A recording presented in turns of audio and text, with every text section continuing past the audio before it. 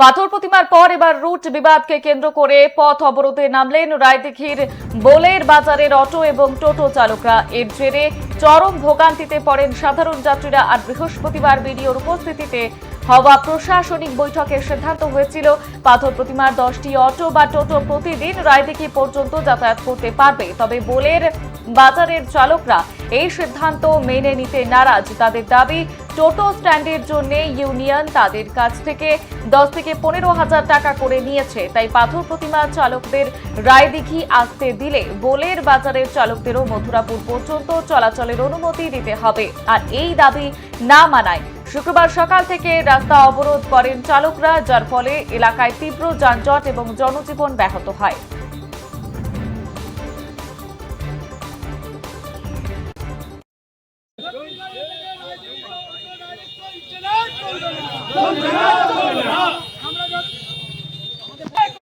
ছিল কয়েকদিন আগে, বেশ কয়েক মাস আগে বিজেপির নেতা মণ্ডল সভাপতি এখানে দোকানদার এবং গ্রামবাসী এবং সমস্ত গাড়ি চালকদেরকে নিয়ে বসে মিটিং করেছিল এবং সুরেন্দ্রনগর অঞ্চলের ওনাদেরকে ডাক হয়েছিল। ওনারা কিন্তু আসতে পারেনি। ওনারা বলেছিল আপনারা যে সিদ্ধান্ত করবেন সেটা আমরা মেনে নেব।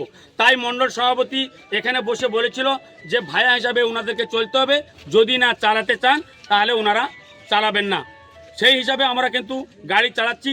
কয়েকদিন আগে ব্রিজের উপরে সুরেন্দ্রনগর এবং হেমগড়পুরের অঞ্চলের বেশ কিছু গাড়ি ড্রাইভার এবং উপপ্রধান এসে টায়ার জ্বলিয়ে তার সঙ্গে বিজেপির ঝান্ডা পুড়িয়েছে এবং বিজেপির পতাকা এবং নদীতেও ফেলেছে। এবং উপপ্রধান থাকার সত্ত্বেও এই জিনিসটা আমরা মানতে পারছি না। আমাদের দীর্ঘ 20 বছরের স্ট্যান্ড এখানে বোলের বাজার টু রায়দিঘি আমরা চলি। আমাদের হচ্ছে যখন আমাদের এখানে ব্রিজ হয়নি, খেয়াল ছিল, খেয়ার ওপারের প্যাসেঞ্জার এলে আমাদের হচ্ছে ওই প্যাসেঞ্জার নিয়ে আমরা ওই অটো স্ট্যান্ড চালাতাম, আমরা অটো চালাতাম। এখন ব্রিজ হয়ে গেছে, ব্রিজের ওদিক থেকে টোটো অথবা যে কোনো প্রকারের মানুষ আসে, আমরা সেটা নিয়ে যেতাম। এখন 2 বছর হলো হঠাৎ করে ওই টিএমসি সরকার থাকাকালীন ওদেরকে জানি না কিভাবে কেন ওদের লাইন ডাইরেক্ট করে দিয়েছে। ওদের ডাইরেক্ট দক্ষিণ কাশীনগর থেকে রায়দিঘি লাইন চালু করে দিয়েছে। আর ওদের ওই লাইন চালু করার ফলে আমাদের যে বোলের বাজারের স্ট্যান্ড, বোলের বাজারে আমাদের কি বলবো, আমরা ছিল অটোটা ছিল প্রায় 70খানা মতো। এখন না প্যাসেঞ্জার হওয়ার কারণে প্রত্যেকটা ড্রাইভার এখন বিভিন্ন পেশায় চলে গেছে।